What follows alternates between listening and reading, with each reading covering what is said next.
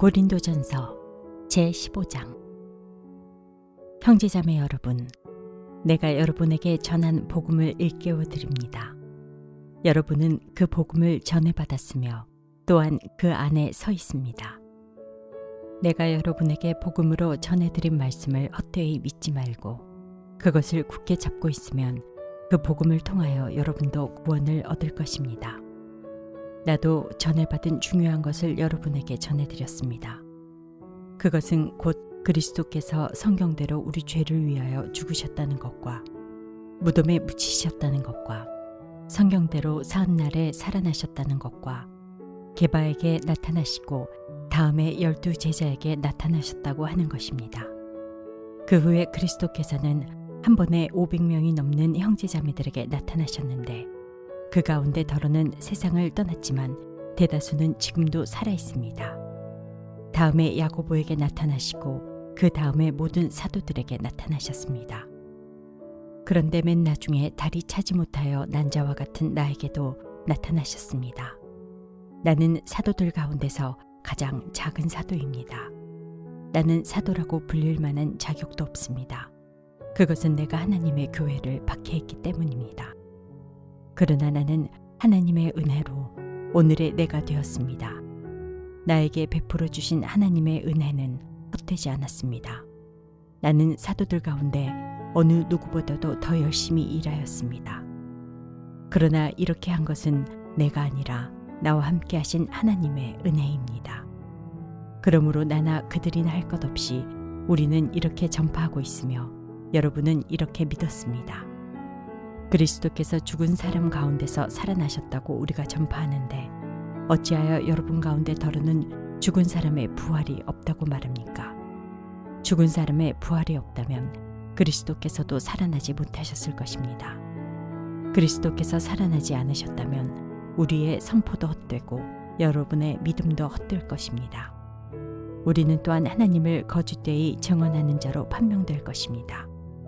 그것은 죽은 사람이 살아나는 일이 정말로 없다면 하나님께서 그리스도를 살리지 아니하셨을 터인데도 하나님께서 그리스도를 살리셨다고 하나님에 대하여 우리가 증언했기 때문입니다.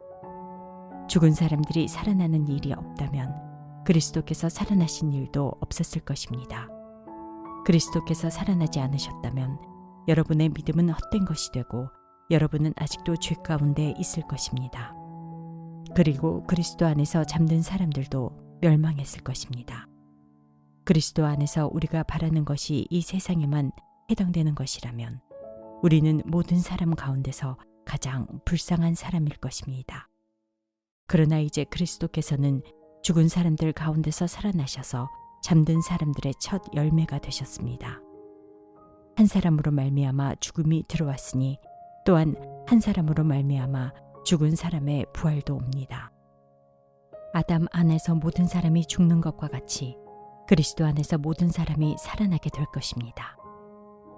그러나 각각 제 차례대로 그렇게 될 것입니다. 첫째는 첫 열매이신 그리스도요. 그 다음은 그리스도께서 재림하실 때에 그리스도께 속한 사람들입니다. 그때가 마지막입니다. 그때 그리스도께서 모든 통치와 모든 권위와 모든 권력을 폐하시고 그 나라를 하나님 아버지께 넘겨드리실 것입니다. 하나님께서 모든 원수를 그리스도의 발 아래에 두실 때까지 그리스도께서 다스리셔야 합니다. 맨 마지막으로 멸망받을 원수는 죽음입니다. 성경에 이르기를 하나님께서 모든 것을 그의 발 아래에 굴복시키셨다 하였습니다. 모든 것을 굴복시켰다고 말할 때에는 모든 것을 그에게 굴복시키신 분은 그 가운데 들어있지 않은 것이 명백합니다. 그러나 모든 것이 하나님께 굴복당할 그때에는 아들까지도 모든 것을 자기에게 굴복시키신 분에게 굴복하실 것입니다. 그래서 하나님은 만유의 주님이 되실 것입니다. 죽은 사람들이 살아나지 않는다면 죽은 사람들을 위해서 세례를 받는 사람들은 무엇하려고 그런 일을 합니까?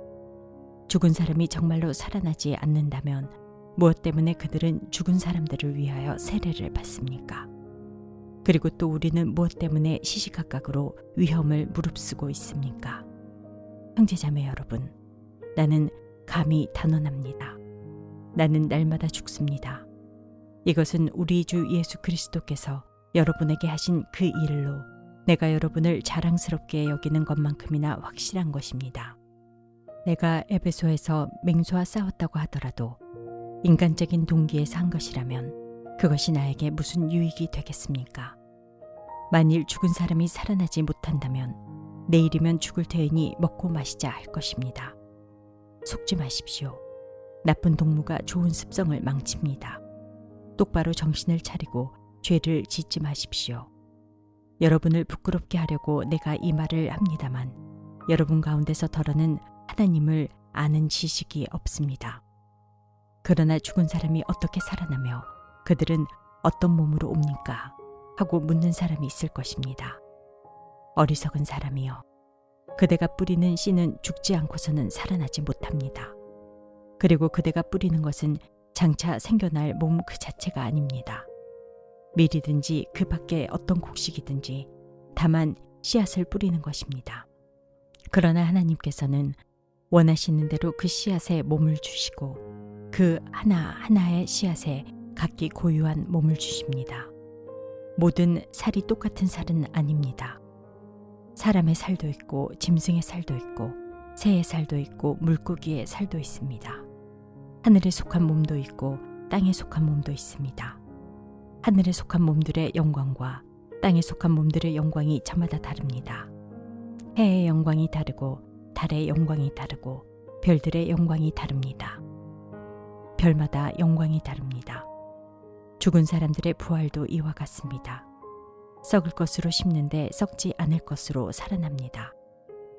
비천한 것으로 심는데 영광스러운 것으로 살아납니다.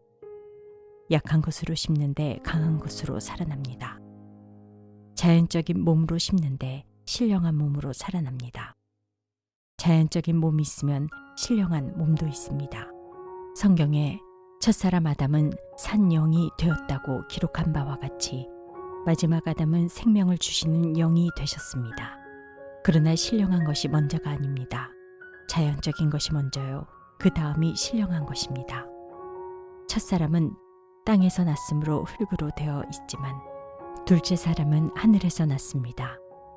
흙으로 빚은 그 사람과 같이 흙으로 되어 있는 사람들이 그러하고 하늘에 속한 그분과 같이 하늘에 속한 사람들이 그러합니다. 흙으로 빚은 그 사람의 형상을 우리가 입은 것과 같이 우리는 또한 하늘에 속한 그분의 형상을 입을 것입니다. 형제자매 여러분, 내가 말하려는 것은 이것입니다. 살과 피는 하나님 나라를 유산으로 받을 수 없고 썩을 것은 썩지 않을 것을 유산으로 받지 못합니다. 보십시오. 내가 여러분에게 비밀을 하나 말씀드리겠습니다. 우리가 다 잠들 것이 아니라 다 변화할 터인데 마지막 나팔이 울릴 때에 눈 깜빡할 사이에 호련히 그렇게 될 것입니다. 나팔 소리가 나면 죽은 사람은 썩어 없어지지 않을 몸으로 살아나고 우리는 변화할 것입니다. 썩을 몸이 썩지 않을 것을 입어야 하고 죽을 몸이 죽지 않을 것을 입어야 합니다. 썩을 이 몸이 썩지 않을 것을 입고 죽을 이 몸이 죽지 않을 것을 입을 그때에 이렇게 기록한 성경 말씀이 이루어질 것입니다. 죽음을 삼키고서 승리를 얻었다. 죽음아, 너의 승리가 어디에 있느냐? 죽음아, 너의 독침이 어디에 있느냐? 죽음의 독침은 죄요. 죄의 권세는 율법입니다. 그러나 우리 주 예수 그리스도를 통하여 우리에게 승리를 주시는 하나님께 우리는 감사를 드립니다. 그러므로 나의 사랑하는 형제자매 여러분, 굳게 서서 흔들리지 말고 주님의 일을 더욱 많이 하십시오. 여러분이 아는 대로 여러분의 수고가 주님 안에서 헛되지 않습니다. 제16장 성도들을 도우려고 모으는 헌금에 대하여 말합니다. 내가 갈라디아 여러 교회에 지시한 것과 같이 여러분도 그대로 하십시오. 매주 첫날에 여러분은 저마다 수입에 따라 얼마씩을 따로 저축해 두십시오. 그래서 내가 갈 때에 그제야 헌금하는 일이 없어야 할 것입니다. 내가 그리로 가게 되면 그때에 여러분이 선정한 사람에게 내가 편지를 써주어서 그가 여러분의 선물을 가지고 예루살렘으로 가게 하겠습니다. 나도 가는 것이 좋다면 그들은 나와 함께 갈 것입니다. 나는 마케도니아를 거쳐서 여러분에게로 가겠습니다. 내가 마케도니아를 지나서 여러분에게로 가면 얼마 동안은 함께 지낼 것이고 어쩌면 겨울을 나게 될지도 모르겠습니다. 그 다음에 여러분은 내가 가려는 곳으로 나를 보내주시기 바랍니다. 지금 나는 지나가는 길에 잠깐 들러서 여러분을 만나보려는 것은 아닙니다. 주님께서 허락해 주시면 얼마 동안 여러분과 함께 머무르고 싶습니다. 그러나 오순절까지는 에베소에 머물러 있겠습니다. 나에게 큰 문이 활짝 열려서 일을 많이 할 수 있는 기회가 왔습니다.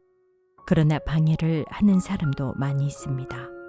디모데가 그리로 가거든 아무 두려움 없이 여러분과 함께 지낼 수 있도록 보살펴 주십시오.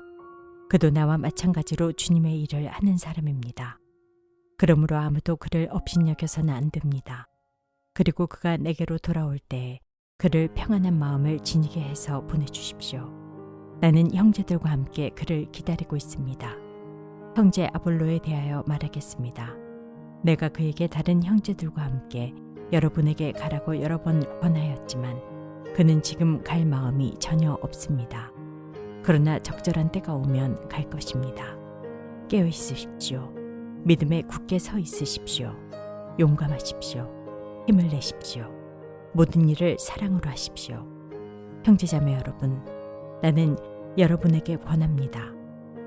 여러분이 아는 바와 같이 스데바나의 가정은 아가야에서 맺은 첫 열매요 성도들을 섬기는 일에 몸을 바친 가정입니다.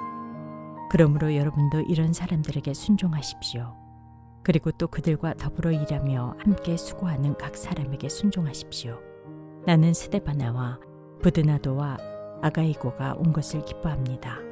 그것은 여러분을 만나지 못해서 생긴 아쉬움을 이 사람들이 채워주었기 때문입니다. 이 사람들은 나의 마음과 여러분의 마음에 생기를 불어넣어 주었습니다. 여러분은 이런 사람들을 알아주어야 합니다. 아시아에 있는 교회들이 여러분에게 무난합니다. 아굴라와 브리스가와 그 집에 모이는 교회가 다 함께 주님 안에서 진심으로 무난합니다. 모든 형제자매들이 여러분에게 무난합니다. 거룩한 입맞춤으로 서로 인사하십시오. 나 바울은 친필로 인사의 말을 씁니다. 누구든지 주님을 사랑하지 않는 사람은 저주를 받으라. 마라나타. 우리 주님 오십시오. 주 예수의 은혜가 여러분과 함께 있기를 빕니다. 나는 그리스도 예수 안에서 여러분 모두를 사랑합니다. 아멘.